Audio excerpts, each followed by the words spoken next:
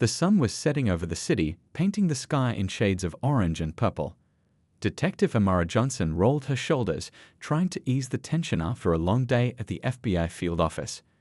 She had finally closed a case that had kept her awake for weeks, a money laundering operation that stretched across 3 states. All she wanted now was to get home, kick off her shoes, and maybe pour herself a glass of wine. The streets were quiet as Amara drove through the suburban neighborhood. Houses with neatly trimmed lawns lined both sides of the road. Children's bikes and basketball hoops told stories of the families living there. Amara smiled, thinking about calling her mom later.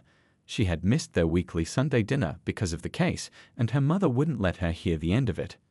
Amara turned down the radio, playing her favorite jazz station, and cracked open the window. The cool evening air felt good against her face. She was only about 10 minutes from home when she noticed the flashing lights in her rearview mirror. Blue and red lights bounced off the surrounding cars and houses. "What now?" she muttered, checking her speedometer. She hadn't been speeding. Her tags were up to date, and she'd just had her tail light fixed last week. Following protocol, Amara signaled and pulled over to the side of the road. She took a deep breath and placed both hands on the steering wheel where they could be clearly seen. Even as an FBI agent, she knew the drill. Standard procedure for any traffic stop. Through her side mirror, she watched as a police officer stepped out of his patrol car. He was tall with broad shoulders, walking with a stiff confidence as he approached her vehicle. His hand was already resting on his holster, a detail that made Amara's trained eye take notice. That wasn't standard procedure for a routine traffic stop. License and registration, the officer demanded before he had even fully reached her window. No greeting, no explanation for why he pulled her over. "Good evening, officer," Amara said calmly. "May I ask why I've been stopped?" The officer's face hardened. In the fading light, Amara could see his name tag, Officer Walters. His jaw clenched visibly at her question. "Step out of the vehicle," he ordered, his voice suddenly much harsher. Amara's heart beat faster, but her FBI training kicked in. "Stay calm. Follow instructions. De-escalate." "Officer, I'd just like to know." I said, "Step out of the vehicle." Now, his hand tightened on his holster. Something was very wrong. Amara had conducted enough investigations to recognize when a situation was spiraling. She carefully opened her door and stepped out, maintaining eye contact with Officer Walters. That's when he drew his gun. "Hands where I can see them," he shouted, though her hands were already raised. Nearby, a couple walking their dog stopped to stare. An elderly man getting his mail stood frozen by his mailbox. The street had gone silent except for the distant barking of a dog. "Officer, I'm a federal agent," Amara said, her voice steady despite the gun pointed at her chest. "My credentials are in my inside jacket pocket." Officer Walters' expression changed, not to one of understanding, but to disbelief mixed with something that looked oddly like amusement. "Sure you are," he said with a smirk. "Slowly reach for it then." Amara carefully moved her right hand toward her jacket. As she did, she pressed the small panic button on her watch, standard FBI issue for agents in the field. The tiny red light blinked once, confirming that her distress signal had been sent to the nearest FBI office. She pulled out her badge, the gold shield catching the last rays of sunlight as she held it up for Officer Walters to see. Instead of lowering his weapon, Officer Walters laughed. Actually laughed. "That's a good fake," he said, gun still trained on her. "But you'll have to do better than that." The tension in the air was thick enough to cut with a knife.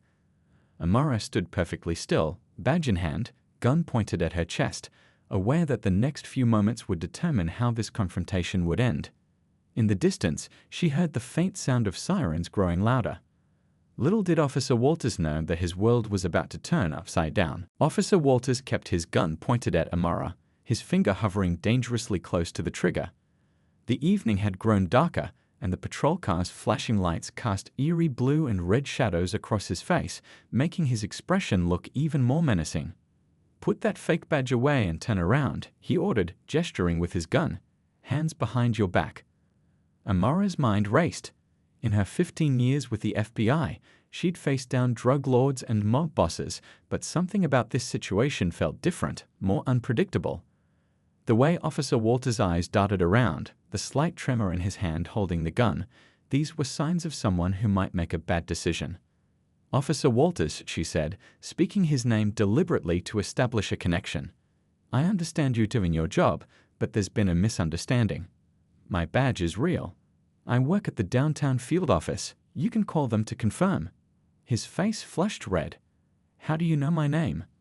"It's on your uniform," Amara replied calmly, though her heart was pounding so hard she could feel it in her throat. More cars were slowing down now. A young man in a red pickup truck had stopped completely, his phone clearly visible as he recorded the scene.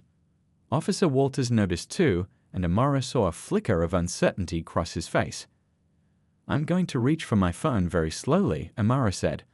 "I can call my supervisor right now. You can speak to him directly." "Don't move," Officer Walters shouted, taking a step closer.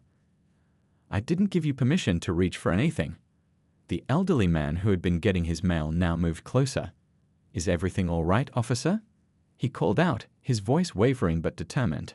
"Stay back," Officer Walters yelled without taking his eyes off Amara.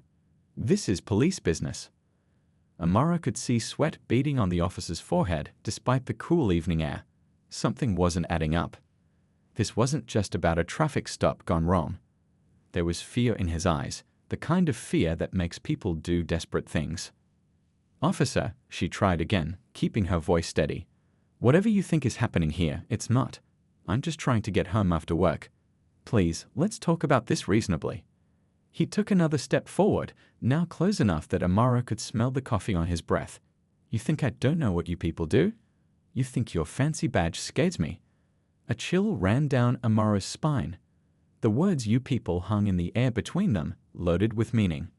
Behind Officer Walters, Amara noticed a woman who had stepped out of her house, phone to her ear, clearly calling for help.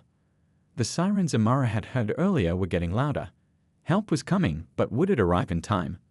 "On your knees," Officer Walters suddenly demanded, his voice cracking slightly. Amara weighed her options. Compliance might be safer for now, but getting on her knees with an agitated officer pointing a gun at her carried its own risks. She needed to buy more time. "I'll cooperate fully, Officer Walters," she said, "but I need you to understand who I am. In my jacket, there's also my FBI identification card with my photo. May I show you that as well?" His laugh was harsh, almost hysterical. "You don't give up, do you? Fine, show me your so-called ID, but try anything and I won't hesitate." With excruciatingly slow movements, Amara reached back into her jacket pocket and pulled out her FBI identification card. The plastic-covered card held her photo, name, and federal identification number. She held it up so the street lights illuminated it clearly. Officer Walters squinted at it, his gun wavering slightly. For a moment, doubt crossed his face. Then his expression hardened again. "You know how easy it is to fake these things," he said, but his voice lacked the certainty it had before. The sirens were now unmistakably close. Amara could see Officer Walters' eyes darting toward the sound, then back to her. He was starting to realize he might have made a mistake, but pride or something darker kept him from backing down. "Officer," Amara said quietly, "in about 30 seconds, this street is going to be filled with both local police and federal agents. Whatever happens next depends entirely on what you do right now." His hand tightened on his gun, and for one heart-stopping moment, Amara thought he might actually pull the trigger. Instead, he opened his mouth to say something, but was cut off by the screech of tires as the first police cruiser rounded the corner, its siren wailing and lights blazing. The police cruiser skidded to a halt about 20 feet away. Its headlights cast long shadows across the scene, briefly blinding both Amara and Officer Walters. The car door swung open, and a heavy-set officer with salt and pepper hair stepped out. "Walters, what's going on here?" The officer called out. The name tag on his uniform read Captain Rivera. Officer Walters didn't lower his weapon. If anything, he seemed to grip it tighter, his knuckles turning white. "Got a suspect claiming to be FBI," he shouted back, eyes still fixed on Amara, probably carrying fake credentials. Amara took a slow, deep breath. The arrival of another officer could either diffuse the situation or make it more volatile. She remained perfectly still, FBI badge and ID still held out in front of her. Captain Rivera approached cautiously, taking in the scene. Amara, with her hands up, the badge clearly visible, and Officer Walters with his gun drawn. The bystanders had grown in number. Some had phones out, recording everything. "I'm Detective Amara Johnson, FBI," she said clearly, addressing the captain while keeping her eyes on Officer Walters' trigger finger. "I was pulled over without explanation, and when I identified myself as a federal agent, Officer Walters drew his weapon." Captain Rivera stopped a few feet away. "Lower your weapon, Walters," he ordered, his voice calm but firm. "But sir," she could bay. "I said lower your weapon. Now." A tense moment passed. The only sounds were the idling engine of the police cruiser and distant sirens growing louder. Finally, Officer Walters lowered his gun, though he didn't holster it. "May I see your identification, ma'am?" Captain Rivera asked Amara. She nodded and carefully handed over her badge and ID card. The captain examined them closely, turning them over in his hands, checking the security features that were familiar to any experienced law enforcement officer. "These are genuine," he concluded, looking up with a frown. He passed them back to Amara, who finally lowered her arms, relief washing over her like a wave. 2 more police cars pulled up, followed by an unmarked black SUV that Amara recognized immediately as an FBI vehicle. Her emergency alert had worked. The cavalry had arrived. Officer Walters finally seemed to realize the gravity of his mistake. His face drained of color as he watched several officers and 2 FBI agents in suits exit their vehicles. One of the agents, a tall man with glasses, spotted Amara and hurried over. "Detective Johnson, are you all right?"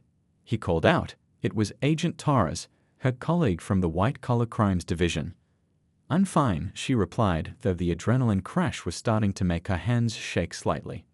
Captain Rivera turned to Officer Walters, his expression hard as stone. "Holster your weapon, Walters." Officer Walters complied, moving as if in a daze. "I was just following procedure," he mumbled, but his excuse sounded hollow even to his own ears. "Drawing your weapon on a federal agent is procedure." Captain Rivera's voice dripped with disbelief and anger. "What else did you do that I should know about?" Before Officer Walters could answer, Agent Torres stepped forward. "Captain, I'd like to know why one of your officers pulled over a federal agent and pulled a gun on her. Was there a reason for the stop in the first place?" The question hung in the air. Officer Walters opened his mouth, then closed it again. Amara realized he had never actually told her why he pulled her over. "And she was, I thought." Officer Walters stumbled over his words.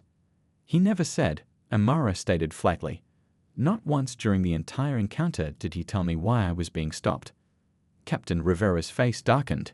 "Is your body camera on, Walters?" A flicker of panic crossed Officer Walters' face. It wasn't working earlier today. I reported it to tech." "And your dashboard camera?" "Must have malfunctioned too." The captain's eyes narrowed. "Both cameras malfunctioned on the same day? What a coincidence." Another police car pulled up. The tension in the air was thick enough to cut with a knife. More bystanders had gathered, forming a loose circle around the scene. Agent Torres turned to Amara. "We should document everything while it's fresh in your mind."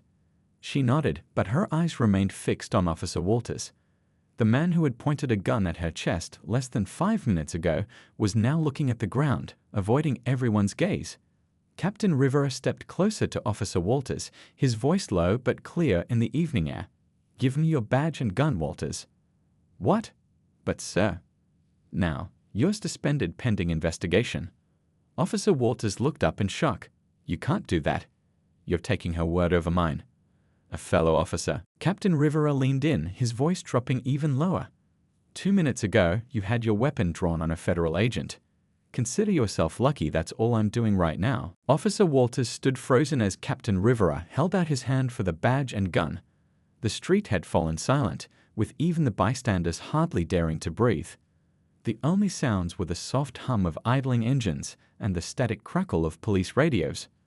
"This is ridiculous," Officer Walters finally said, his voice tight with anger. "You're taking the word off." "Choose your next words very carefully," Captain Rivera warned. The gathering crowd had grown to at least a dozen people now. Phones were recording everything. Someone in the back whispered, "Is this being live streamed?"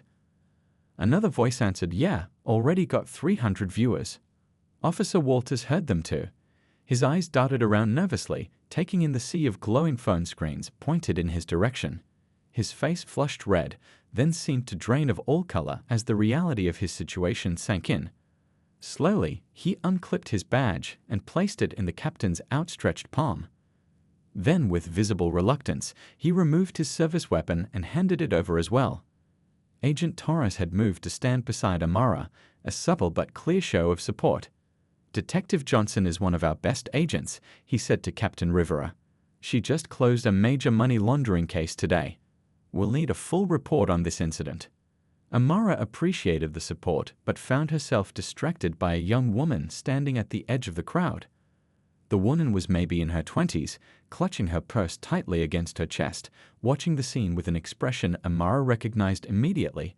Recognition, not of Amara herself, but of the situation. Their eyes met briefly, and something passed between them. Amara gave a small nod, and the young woman hesitantly stepped forward. "Excuse me," she said, her voice quiet but determined. "This happened to me too." All heads turned toward her. "What do you mean?" Captain Rivera asked. 2 weeks ago, same officer." She pointed at Walters. "He pulled me over right around here. Never told me why. Made me get out of the car. He searched it without asking. When I questioned him, he threatened to arrest me." Officer Walters' face contorted. "That's a lie. I've never seen this woman before in my life." But the young woman stood her ground. "Check the date. April 12th, around 8 p.m. I filed a complaint the next day, but never heard anything back." Captain Rivera's expression darkened. "We'll be looking into that. Would you be willing to come to the station to make a formal statement?"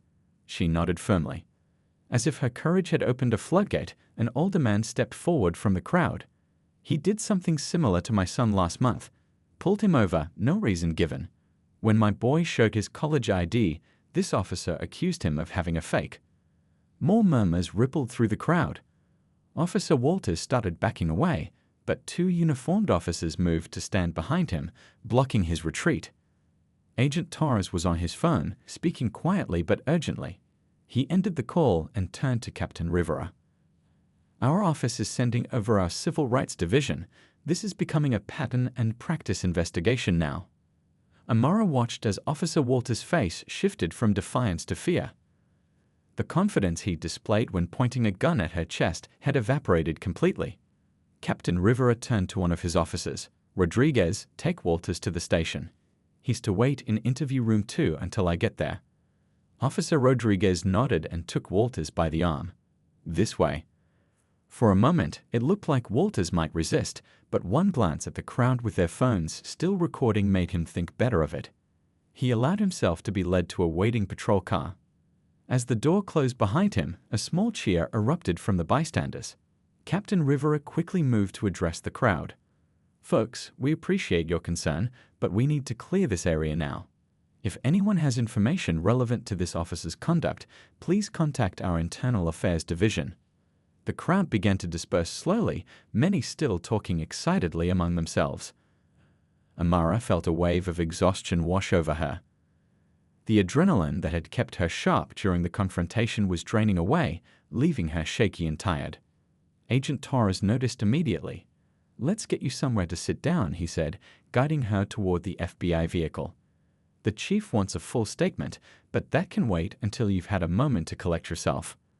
As they walked away from the scene, Amara glanced back at her car, still parked with its door open, hazard lights blinking steadily in the growing darkness. What had started as a routine drive home had turned into something much bigger than herself, something that might actually bring about real change. The police station buzzed with unusual activity for a weeknight. Officers spoke in hushed tones, glancing nervously at the closed door of interview room 2, where Officer Walters sat waiting. Word had spread quickly through the department. One of their own had pulled a gun on an FBI agent. Amara sat in Captain Rivera's office, a cup of untouched coffee growing cold on the desk in front of her. Agent Torres stood by the window, occasionally checking his phone for updates from the FBI office. Captain Rivera returned with a thick folder in his hands, his face grim. "Detective Johnson," he said, sitting down heavily in his chair. "I owe you an apology. Not just a personal one, but on behalf of this entire department." Amara nodded, too exhausted to speak. The past 2 hours had been a blur of statements, phone calls, and growing revelations about Officer Walters' history. Captain Rivera opened the folder and spread several documents across his desk. We've pulled Walters' record.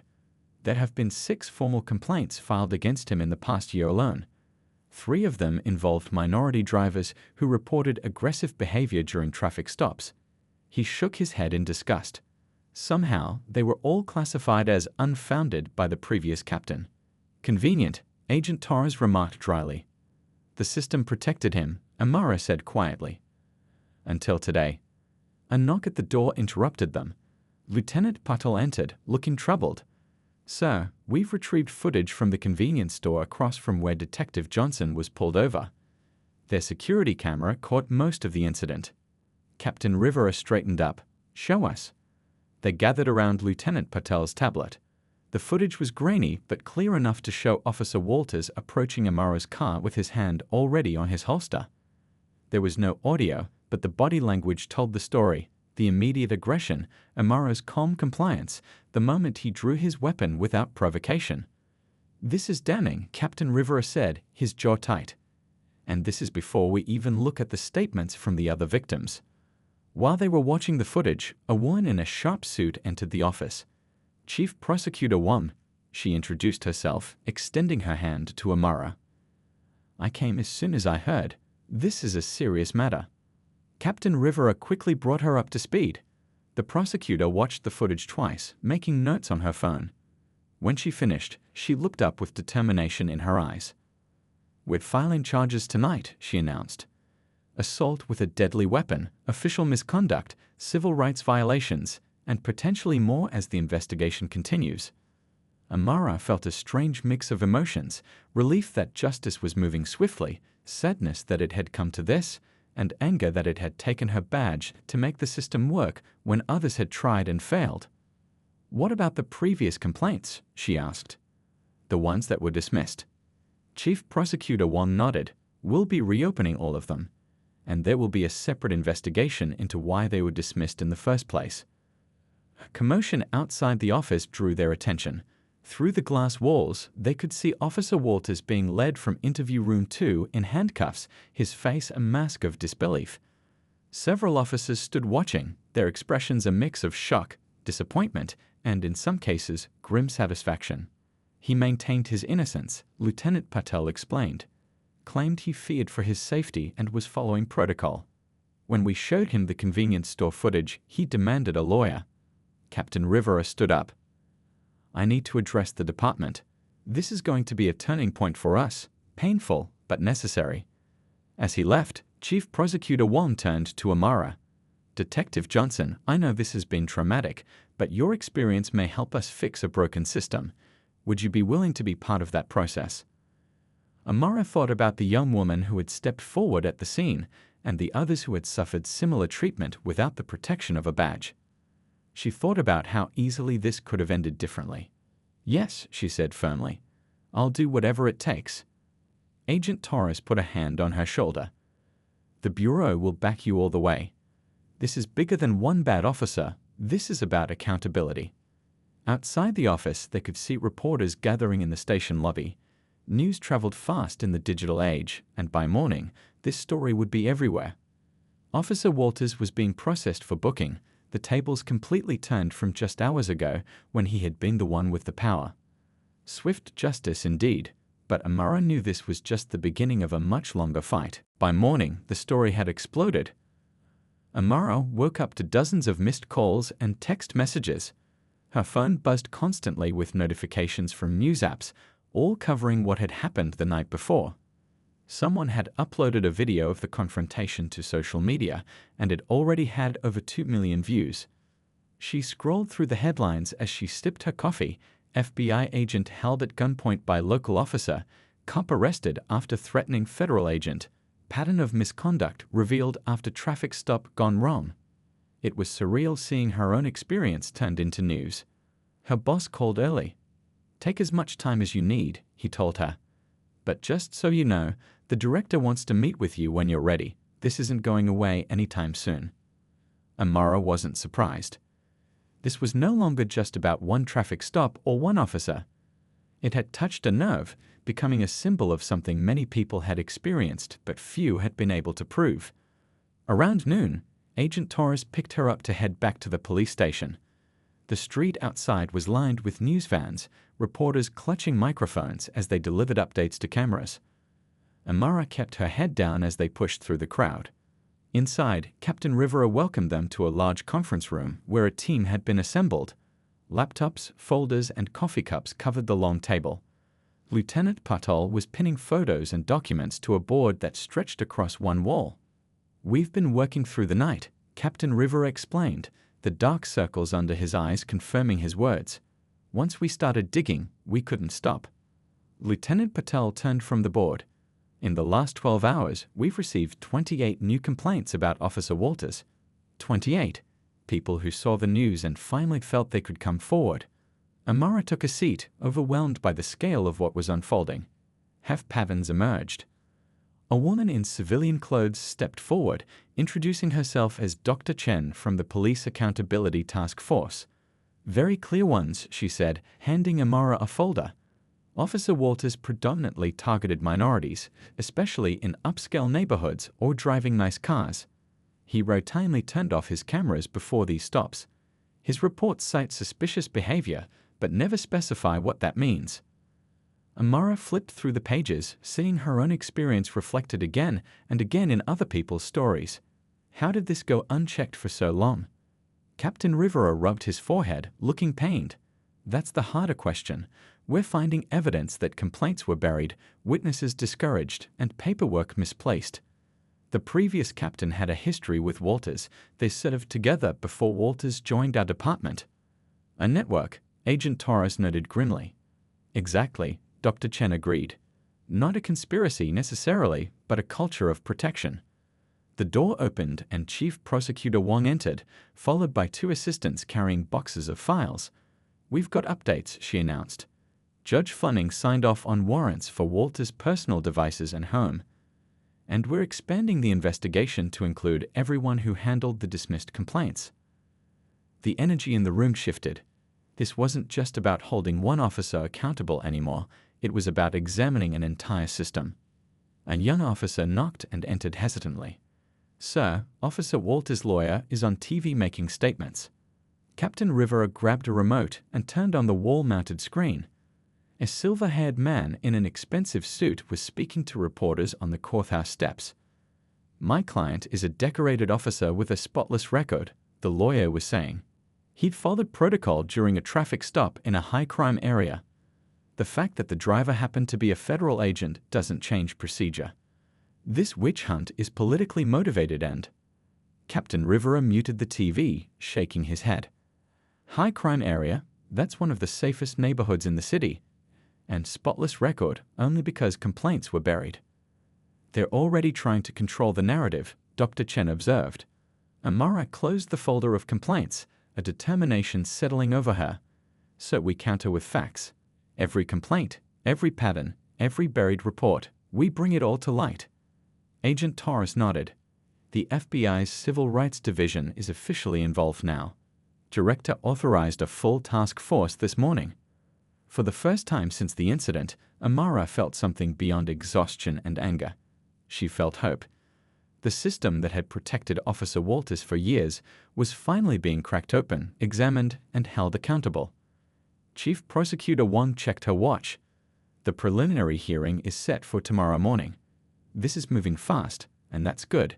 We can't give them time to bury this." "I'll be there," Amara said firmly. What had started as her personal ordeal was becoming something much more important. A chance for real change. 6 months later, Amara stood at the podium in the Police Academy auditorium, looking out at the sea of young faces in uniform. The graduating class sat attentively, their expressions a mix of excitement and solemnity. Behind them sat their families, department officials, and at the back, Captain Rivera and Agent Torres. It felt like a lifetime had passed since that evening when Officer Walters had pulled her over. In some ways, it had been. The case had changed her life. And the police department forever. "When I was asked to speak today," she began, her voice steady, "I wondered what I could possibly say to you that would matter. What lessons could you learn from my experience? Would you see it as just another story about a bad officer, an exception to the rule?" She paused, letting her gaze move across the room. Officer Walters wasn't born wanting to abuse his power. No one puts on a badge planning to become what he became. It happened slowly, one small choice at a time, one overlooked complaint after another, in a system that protected him instead of holding him accountable. The room was completely silent now. Even the usual shuffling and whispers had stopped. 3 weeks ago, he was sentenced to 7 years in prison. 5 other officers were dismissed from the force. 2 supervisors faced criminal charges for tampering with evidence. The former captain is awaiting trial. She didn't need to elaborate. Everyone knew the details. The case had made national headlines for months. But I'm not here to talk about punishment. I'm here to talk about change. Amara stepped away from the podium and moved to the front of the stage, wanting to connect more directly with the graduates. Since that night, this department has completely overhauled its complaint process. Body cameras can no longer be turned off during any civilian interaction. An independent civilian review board now examines every complaint. Training now includes extensive implicit bias education. She smiled slightly, some of which I helped develop. A few graduates nodded in recognition. Amara had become a regular presence at the academy over the past months. But the most important change isn't written in any policy manual. It's the understanding that a badge isn't power, it's responsibility. The gun at your hip isn't your authority, your integrity is. She reached into her pocket and pulled out her FBI badge, holding it up so it caught the light. This didn't protect me that night. What protected me was a system finally forced to work the way it should. Many others weren't so fortunate. The 28 people who came forward after my story hit the news, they didn't have badges. They didn't have the FBI behind them. They just had their word against an officer's in a system designed to protect him. Amara put her badge away and placed both hands on the podium, leaning forward slightly. Starting today, you're part of a different system, a better one. One that holds everyone accountable, badge or no badge. One that serves everyone equally, regardless of what they look like or what car they drive or what neighborhood they live in. She could see some of the graduates sitting up straighter, their expressions thoughtful. The hardest moments in your career won't be facing danger. They'll be facing choices. Speaking up when a fellow officer crosses a line. Reporting misconduct even when it's easier to look away. Treating everyone you encounter with the dignity they deserve, even when you're tired, even when you're frustrated, even when no one is watching. Amara smiled, genuinely this time. Because someone is always watching. If not a camera, then your own conscience. And at the end of each day, that's who you answer to. She stepped back, taking in the graduates one last time. The badge can be tarnished. Make sure your integrity never is. As she left the stage to resounding applause, Amara caught Captain Rivera's eye. He gave her a small nod of respect. They both knew that change didn't happen overnight. There would be setbacks and struggles ahead. But standing there, looking at the next generation of officers, Amara felt something she hadn't expected to feel 6 months ago. Hope for a better future, born from one of the worst nights of her life.